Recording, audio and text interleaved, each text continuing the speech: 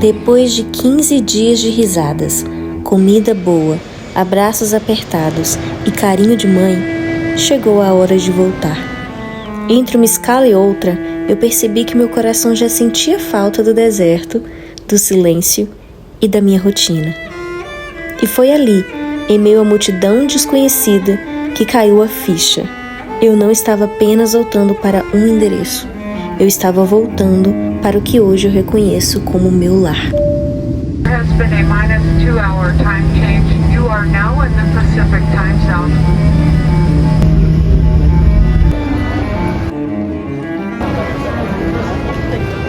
Las Vegas era apenas uma parada no caminho, um brilho passageiro antes da imensidão silenciosa que me esperava. Nosso destino real estava a horas dali, escondido entre rochas avermelhadas, trilhas de vento e o céu mais estrelado que eu já vi. Era como se, ao atravessar aquela cidade barulhenta, eu estivesse deixando para trás o barulho interno também, e recomeçando muito mais leve. Foi só abrir a porta da nossa casa que eu entendi o que significa sentir-se em casa. O cheiro familiar, o ranger do chão, a bagunça carinhosa que é só nossa. Cada detalhe parecia dizer: você pertence aqui. E naquele momento simples, descobri que o lar não é onde a vida é perfeita, mas onde a alma encontra descanso. Desfazer as malas era como abrir pequenos baús de carinho. Cada toalha de mesa, cada caneca, cada pedacinho de patchwork parecia trazer o cheiro e o abraço da minha mãe. Ela me encheu de presentes para casa, como quem sabe que o lar também se constrói nos detalhes. Enquanto guardava cada item, percebia, minha casa estava ganhando novas histórias. E de algum jeito, um pouco do Brasil agora mora comigo.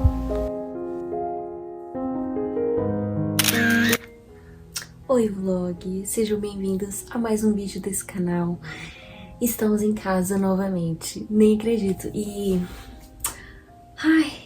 Eu tô num misto assim de emoções, um misto de sentimentos que eu talvez não consiga nem me expressar aqui no vlog direito.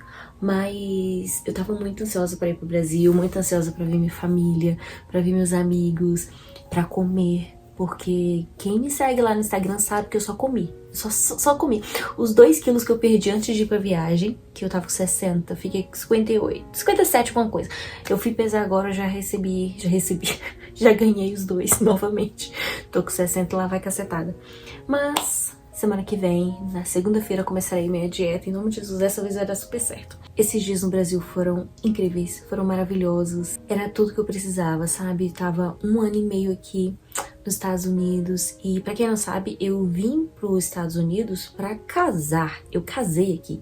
A primeira vez que eu saí do país, a primeira vez assim que eu fiquei longe da minha família, eu vim para casar. Essa história eu ainda vou contar, tá quase chegando o momento de contar como conheci o meu marido, como a gente casou, enfim. Mas ainda não. Eu só preciso de uma coisa. Vocês vão entender quando eu contar, vocês vão super entender, porque não depende só de mim, não depende só dele. Mas enfim, quando eu casei, nós demos entrada na documentação do K1, então eu tinha que casar aqui nos Estados Unidos. Depois eu explico melhor um pouquinho. Eu acho que eu tenho vídeo do Green Card, que eu tenho já uns meses atrás, se você quiser assistir. Eu falo sobre esse processo de visto até chegar aqui. Então a gente casou nesse visto K1, através desse visto K1, e eu vim e eu não voltei mais, 1 ano e meio. Na minha cabeça, assim, eu ia voltar com 2 anos e pouco. Falei, não, eu falava com as minhas amigas, eu vou voltar daqui a 2 anos. E glória a Deus, eu consegui voltar com 1 ano e meio. Consegui me firmar num trabalho bem bacana, que eu amo esse trabalho, a gente, sou apaixonada pela biblioteca. E eu consegui voltar agora pra ver minha família depois de 1 ano e meio. Foi assim, surreal, foi maravilhoso. Estar com minha mãe, sentir o abraço da minha mãe, dos meus irmãos, foi muito bom, dos meus amigos, gente, foi maravilhoso, sabe? Mas aí eu tive uma luta interna assim comigo, porque em todo esse tempo que eu estava aqui, 1 ano e meio, eu tive a sensação de que aqui não é minha casa. Eu tive essa sensação de, tipo assim, eu preciso voltar pra casa. Eu sempre falo assim, voltar pra casa. Por mais que eu entenda e eu sinta que Derek é minha casa, eu não falo sobre Paige, eu senti assim, onde o Derek está, é a minha casa, porque realmente a gente é muito confortável, a nossa vida de casado, a gente consegue se entender super bem, sei lá, flui. Oi, amor! A gente tem um feeling muito bom, então assim, eu não tinha... Ok, I almost done here. Eu tinha o sentimento de pertencimento a ele e não ao lugar, entende? Então assim, Paige era um lugar assim, eu vou começar, é só pra gente dar o pontapé inicial da vida aqui nos Estados Unidos, pra aprender a dirigir, pra aprender a trabalhar, pra aprender a língua e tal. Depois a gente vai pra qualquer lugar e minha casa ainda é o Brasil, o sentimento de casa ainda era o Brasil. E quando eu cheguei lá, nós passamos uma semana em Vargem Alta, que é na casa do meu irmão, e depois nós fomos para Bahia, que é onde minha mãe mora, que é onde eu morava, que era a minha casa. Quando eu cheguei lá e passou um dia tal, no segundo dia, minha mãe sentou comigo, a gente começou a conversar. Ela falou, e aí, como é que tá e tal? Eu falei, mãe, tô com um sentimento muito estranho. E eu tava assim, um sentimento muito estranho, assim. Eu cheguei e não era minha casa. Esse foi o ponto, sabe? Eu cheguei e eu não me sentia mais pertencente àquele lugar, pertencente àquela rotina. Foi muito estranho, foi muito horrível, tipo assim, meu Deus, essa não é minha casa é em Paige. E eu fiquei triste por estar como se eu estivesse rejeitando, sabe? E aí eu fui contar pra minha mãe, falei, mãe, tô com esse sentimento X e X, como se eu tivesse com saudade de voltar pra casa, como eu quisesse dormir na minha cama, como...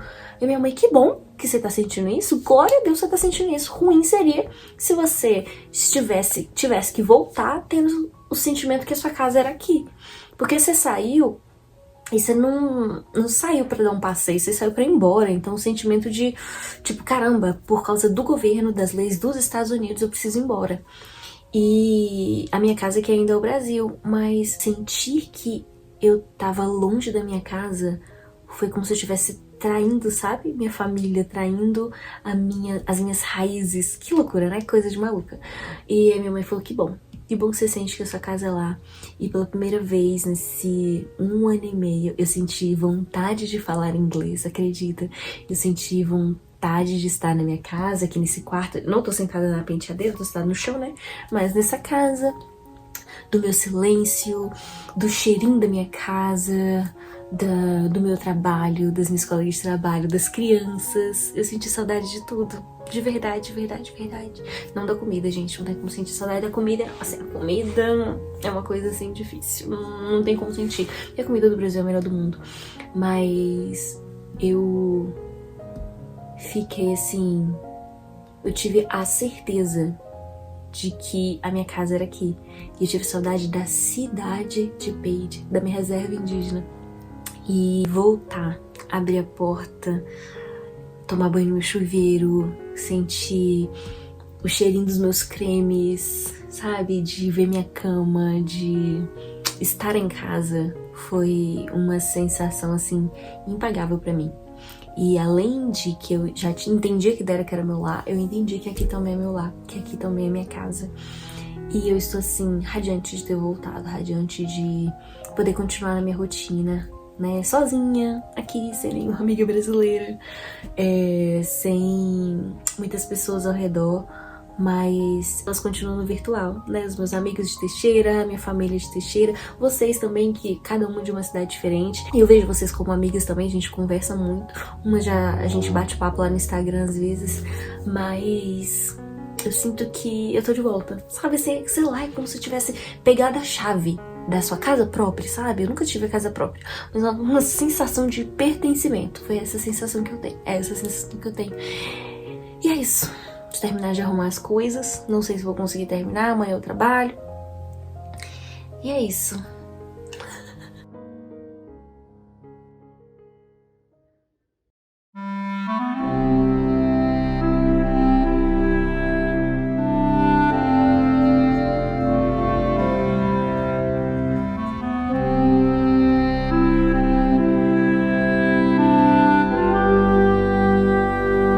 A biblioteca me recebeu como um velho amigo, sem grandes festas, mas com uma ternura silenciosa de quem esperou a nossa volta. Voltar à rotina era como calçar um sapato confortável que foi esquecido lá no fundo do armário.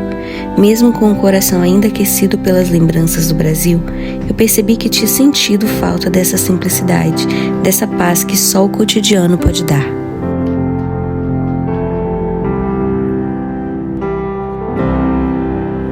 A rotina me abraçou como um cobertor quente. E na simplicidade dos meus dias, eu encontrei a resposta que eu tanto buscava. Eu não estava recomeçando a minha vida, eu estava finalmente vivendo a minha vida.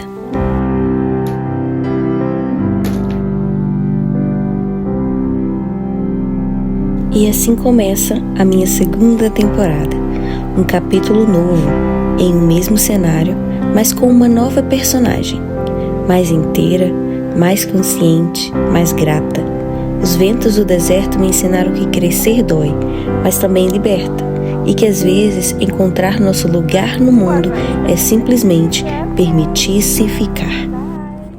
Eu tô aqui dando uma baita de uma enrolada pra ir tomar banho, e eu tava lembrando de coisas que eu queria falar com vocês no vlog quando eu estava lá no Brasil. Eu falei, quando eu cheguei em casa eu vou contar isso pro pessoal do vlog. E tem algumas coisas que eu realmente gostaria muito de contar pra vocês. E assim, eu não fiz nem roteiro, não tenho nem ideia de como eu vou contar isso. Mas nós tivemos vários encontros no Brasil.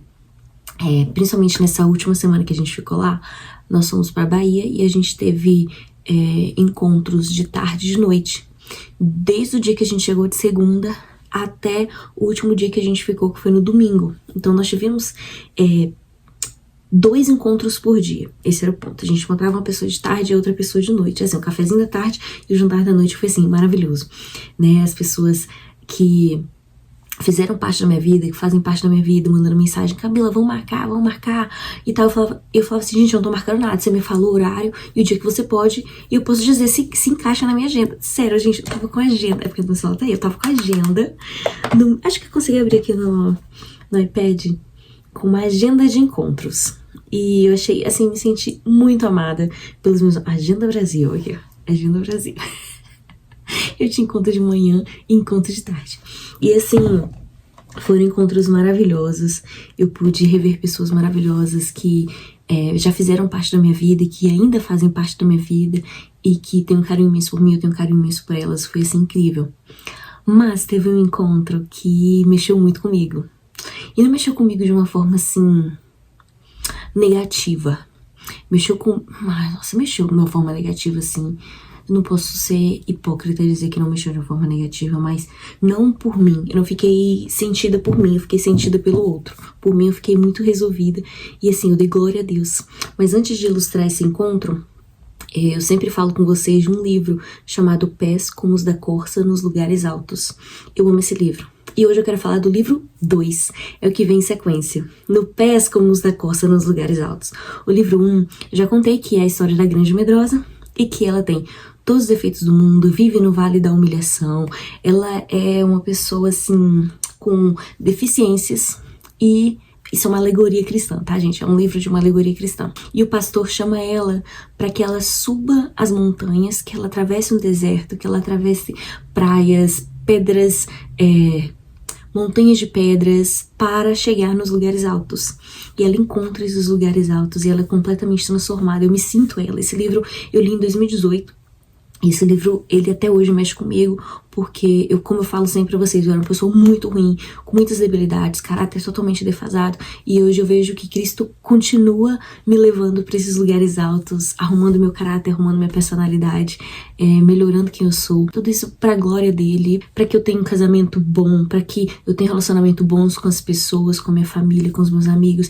E quando eu vejo a Camila de antes, quando eu me lembro da Camila de antes, assim, eu quero me esganar, assim, de raiva, que eu era muito ruim, né? Já contei alguns exemplos pra vocês.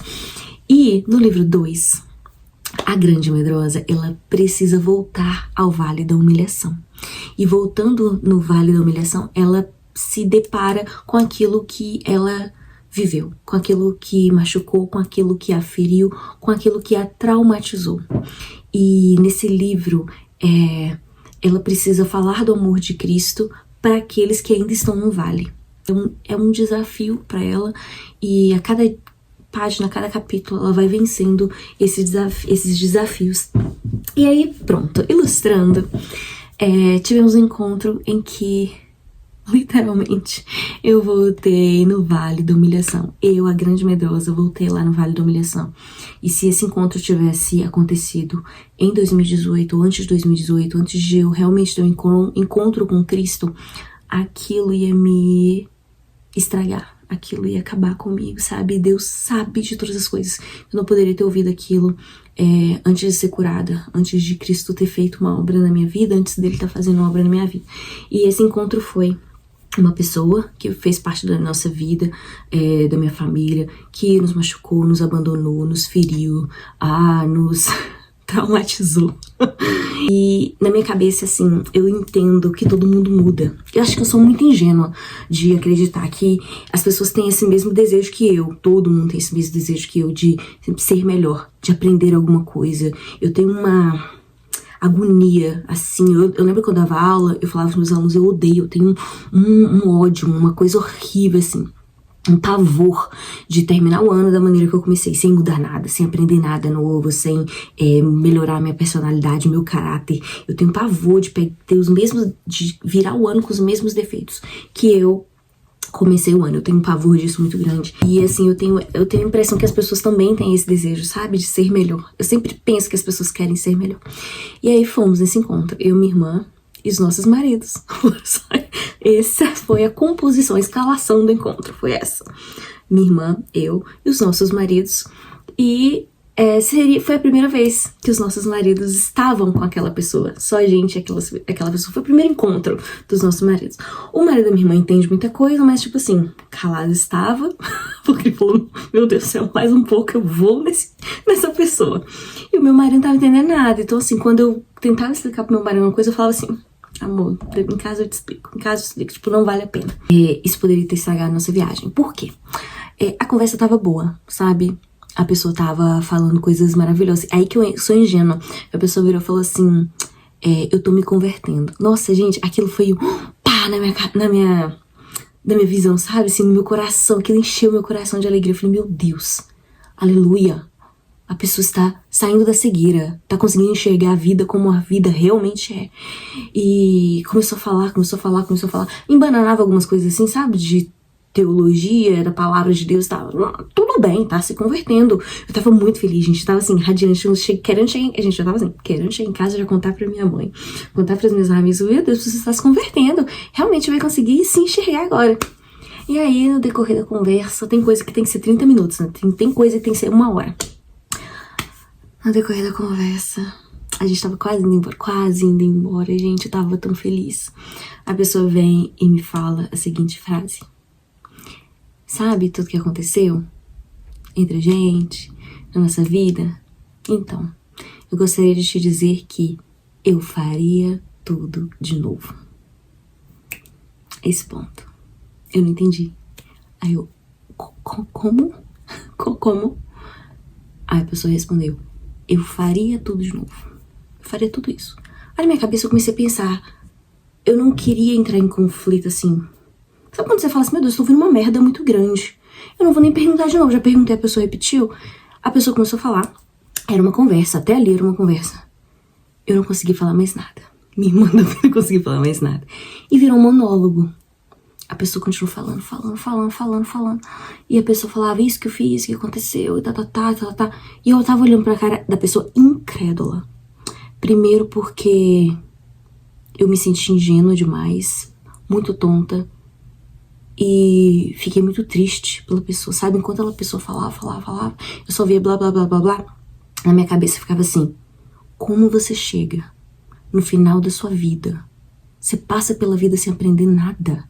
Eu ficava assim, como uma pessoa chega quase no final da vida, meu Deus, tá nem morrendo, né?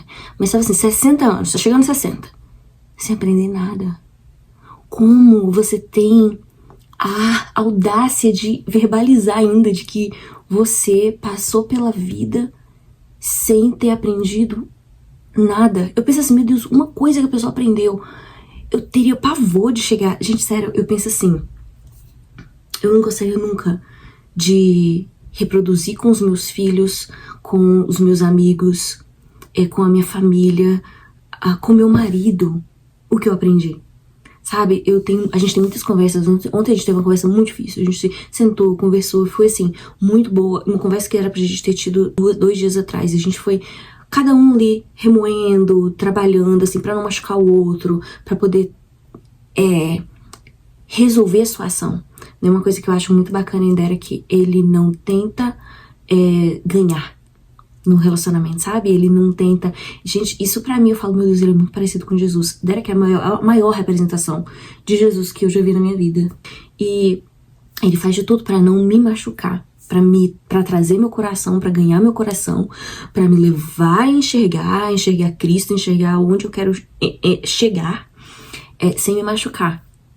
E quando eu tive essa conversa com o Derek, eu lembrei de novo, falei, caramba, eu preciso falar daquela situação com o Vlog, porque a pessoa tem vontade, tem uma naturalidade em machucar, é natural. Ganhar, o objetivo da pessoa é ganhar, se sentir alguém. É baixa autoestima também, né, isso também é óbvio, né, que eu já fui assim também. Eu quero sempre ganhar, quero mostrar que eu sou boa, então eu preciso mostrar que o outro tem que estar embaixo, sabe?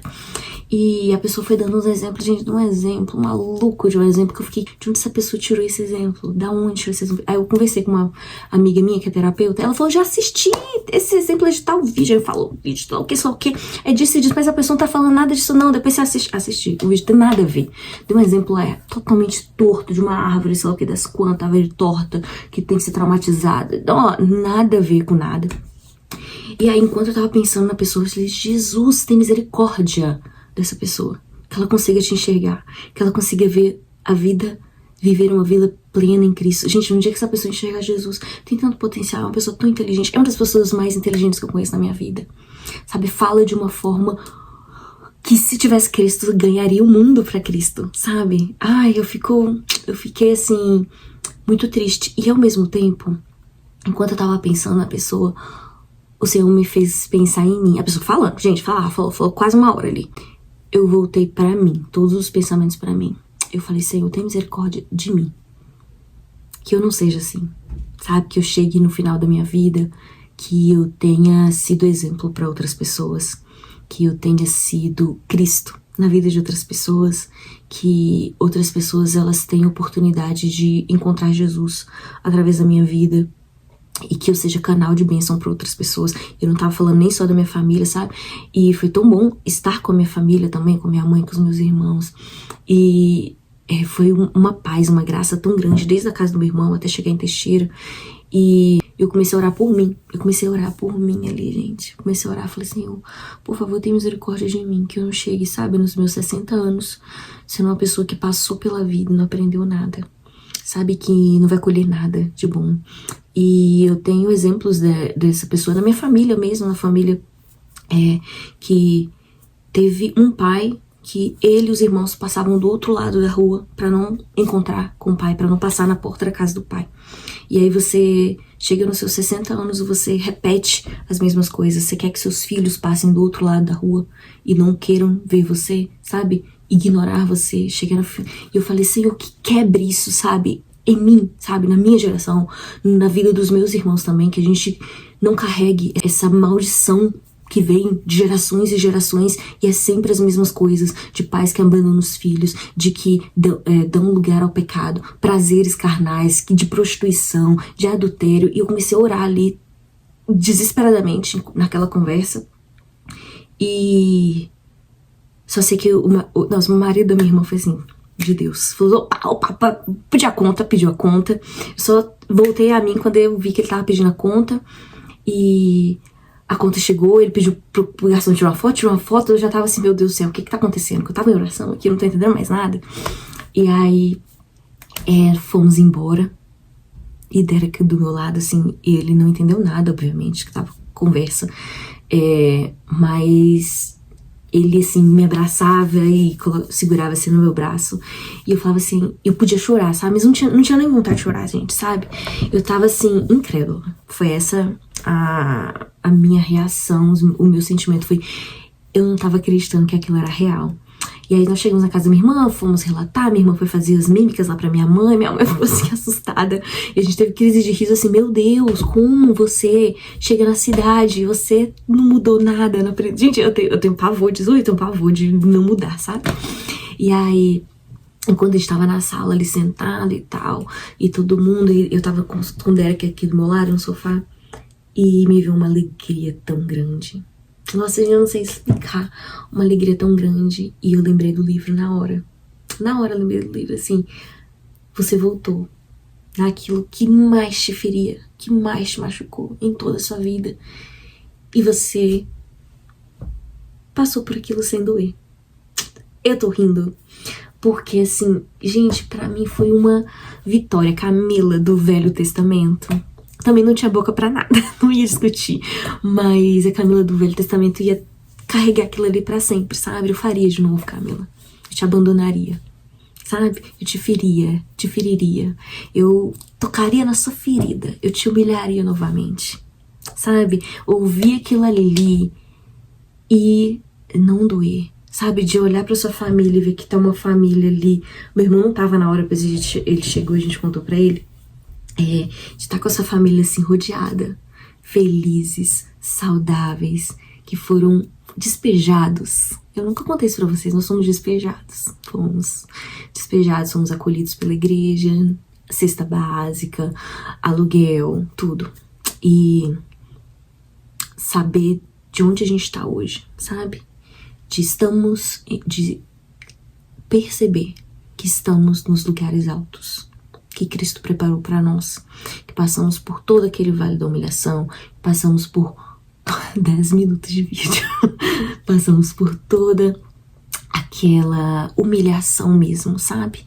Todas as provações pelo deserto, e a gente venceu. E isso não me machuca mais, isso não machuca mais minha irmã, isso não machuca mais a minha mãe, tanto que a gente tava rindo e tal, a gente ia mudamos de assunto, tipo assim, conversando sobre outras coisas assim.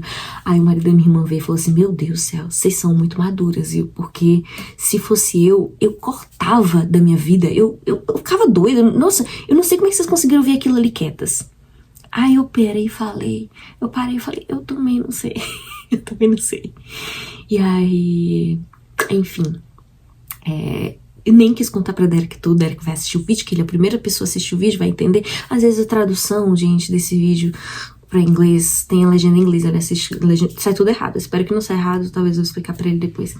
Mas eu quero dizer pra vocês que quando a gente busca Cristo, a gente escolhe seguir o pastor, mesmo passando por provações, privações, humilhações, deserto, a gente chega no lugar alto. Ele nos leva aos lugares altos, sabe? E quando eu falo de lugares altos, não tô falando de riquezas, não tô falando de bens materiais, eu tô falando de paz. Eu tô falando de paz. A paz que excede todo entendimento. É isso que eu vivi, sabe? É isso que eu tenho vivido. E eu já estava falando sobre isso há um tempo, sobre esse livro. E se você puder ler esse livro é maravilhoso. O 2 também. Acho que vou reler o 2, porque eu tô com ele na cabeça, assim, sabe? Desde esse momento. Muitas das vezes você vai precisar voltar naquilo que te feriu, naquilo que te traumatizou, no vale da humilhação. Mas que você esteja curada. Curada em Cristo. Não curada na força do seu próprio braço. Porque isso não vai machucar. Só em Cristo. Que Ele vai te trazer paz. E quando você sair daquele vale da humilhação, que você teve que voltar ali, você vai ter que sair de novo. Em 2 minutos, o assunto acaba. Você esquece. Passa. E a sua vida continua. Muito melhor. Porque você está nos lugares altos. Eu desejo isso para todo mundo, de verdade. Desejo esse sentimento, essa sensação, essa vida plena para todo mundo. E é isso. E agora eu vou tomar banho e fazer meu skincare e finalizar esse vlog. Muito obrigada por você estar aqui comigo. E seguiremos para a segunda temporada agora do meu vlog, que eu voltei para casa. Vai ser a segunda temporada. Agora o Paige faz todo sentido para mim. Esse é o meu lar. E espero que vocês estejam comigo nos próximos vídeos. Beijos. Me falem o que vocês acharam dessa nossa conversa.